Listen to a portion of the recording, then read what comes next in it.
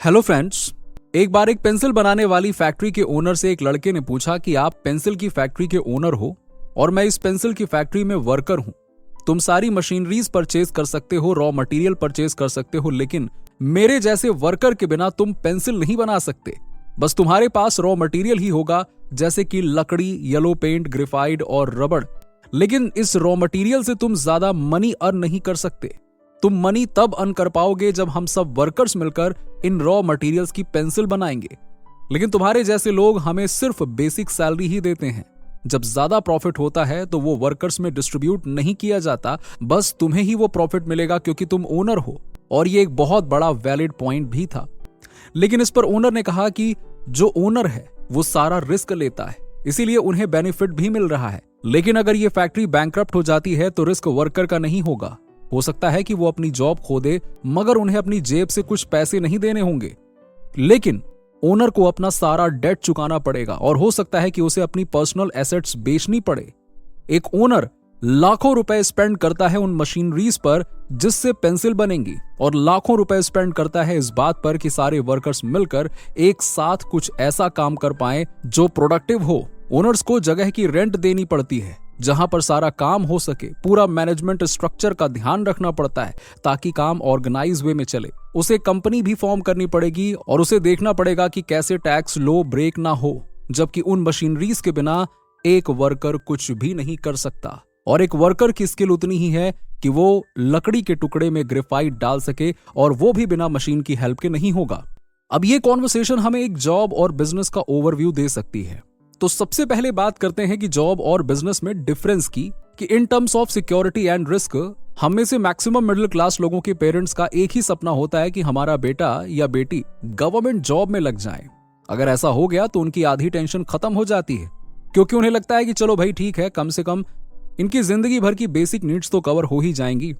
लेकिन जब हम देखते हैं कि हमारे जैसे यंगस्टर्स स्टार्टअप खोल रहे हैं और उन्हें बहुत ज्यादा फंडिंग मिल रही है, फॉर एग्जाम्पल मीशो की वैल्यूएशन 14,000 करोड़ रुपए, फार्म इजी की वैल्यूएशन 10.5 करोड़ रुपए यानी कि 10.5 करोड़ रुपए, क्रेड की वैल्यूएशन 15,000 करोड़ रुपए, ग्रो की वैल्यूएशन 7,000 करोड़ रुपए। देखो, वहां इंडिया में यूनिकॉर्न बन रहे हैं, यानी ऐसी कंपनीज बन रही हैं जिनकी वैल्यूएशन 7,000 करोड़ रुपए से ज्यादा है। फिर हमें लगता है कि क्यों हम 50,000 की जॉब कर रहे हैं जबकि इतनी सारी अपॉर्चुनिटीज हैं मार्केट में। अब इस आर्ग्यूमेंट में कुछ प्रॉब्लम है। सबसे बड़ी प्रॉब्लम तो यह है कि मैक्सिमम लोगों को लगता है कि कंपनी की जितनी वैल्यूएशन है उतने ही रुपए कंपनी के ओनर को मिलते हैं, बट ये सही नहीं है। लेट्स सी, हम फ्लिपकार्ट का एग्जांपल लेते हैं तो हम में से काफी लोगों को इसकी बेसिक स्टोरी पता होगी। दो दोस्त सचिन बंसल और बिन्नी बंसल आईआईटी दिल्ली में पढ़ाई करते थे और दोनों ने अमेज़न में जॉब करी। तो दोनों ने सोचा कि क्यों ना अमेज़न जैसी कंपनी इंडिया में ओपन की जाए। तो उन्होंने फ्लिपकार्ट स्टार्ट किया और एक्सपेंशन के लिए फंडिंग भी मिली और Myntra.com, फ्लाइंग मशीन, फोन पे और Jabong.com जैसी कंपनियों को एक्वायर भी किया।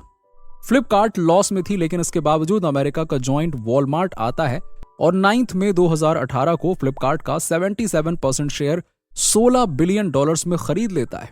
और बिन्नी बंसल और सचिन बंसल के शेयर्स की वैल्यू उस वक्त अप्रोक्सीमेटली 7,000 करोड़ रुपए होती है। अब हम में से बहुत से लोगों को लगता है कि चलो ये तो बहुत बढ़िया हुआ, $16 बिलियन नहीं मिला, लेकिन फाउंडर्स को कम से कम $1 बिलियन तो मिला ही होगा ना। ये तो बहुत बड़ा अमाउंट हुआ। हम में से बहुत से लोगों को लगता है कि यार ये तो जॉब करने से बड़ा अच्छा है कि हम भी एक कंपनी ओपन करें और करोड़पति बन जाएं। लेकिन बहुत कम लोगों को पता होता है कि क्योंकि फ्लिपकार्ट लॉस में थी, इन्वेस्टर्स जिन्होंने इस कंपनी में पैसा इन्वेस्ट किया वो परेशान हो रहे थे अपना रिटर्न वापस लेने के लिए। तो वॉलमार्ट की ये स्ट्रैटेजिक मूव थी इंडिया में एंटर करने की, जिसकी वजह से फ्लिपकार्ट के फाउंडर्स का अच्छा एग्जिट हुआ। लेकिन आपको पता है कि ऐसी बहुत सी कंपनी है, ये सब यूनिकॉर्न तो बन रहे हैं लेकिन फिर भी वो फेल हो गए हैं। For example, just by live 840 crore रुपए इन्वेस्ट हो चुके थे लेकिन कंपनी फेल हो गई। शूटैंग पर 50 करोड़ रुपए इन्वेस्ट हो चुके थे लेकिन वो भी फेल हो गई। पोर्ट डेस्क पर 14 करोड़ रुपए और वो भी फेल हो गई। And most famous hike messengers, जिसकी वैल्यूएशन इन्वेस्टर्स 12,000 करोड़ रुपए लगा रहे थे, वो भी फेल हो गई।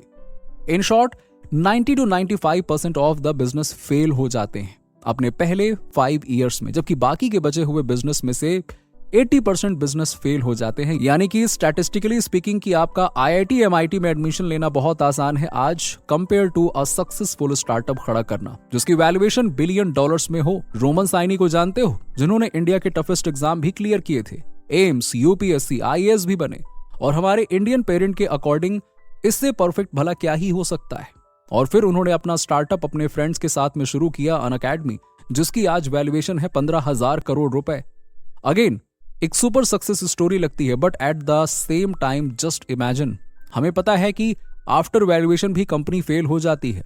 तो जस्ट थिंक कि इसके फाउंडर्स को कितना प्रेशर हो रहा होगा। अब सवाल आता है कि हम क्या करें, स्टार्टअप करें या चुपचाप जॉब करने में लग जाएं? नहीं, एक्चुअल में गोल ये भी नहीं है। वैसे तो सबको अपना डिसीजन खुद लेना पड़ता है, बट बिलियनियर मार्क क्यूबन के कुछ रूल्स हैं जो बिल्कुल मुझे ठीक लगते हैं। वो सारे रूल्स को हम नेक्स्ट वीडियो में देखेंगे। अगर आप वीडियो को देखना चाहते हैं तो कमेंट में वेटिंग टाइप करो। अगर आपको इस वीडियो से थोड़ी बहुत भी जानकारी मिली हो तो वीडियो को शेयर जरूर कीजिएगा, लाइक कीजिएगा और चैनल को सब्सक्राइब कर दीजिएगा ताकि नेक्स्ट वीडियो का नोटिफिकेशन आपको जल्दी से मिल जाए। चलिए मिलते हैं आपसे नेक्स्ट वीडियो में, तब तक के लिए बाय बाय, टेक केयर।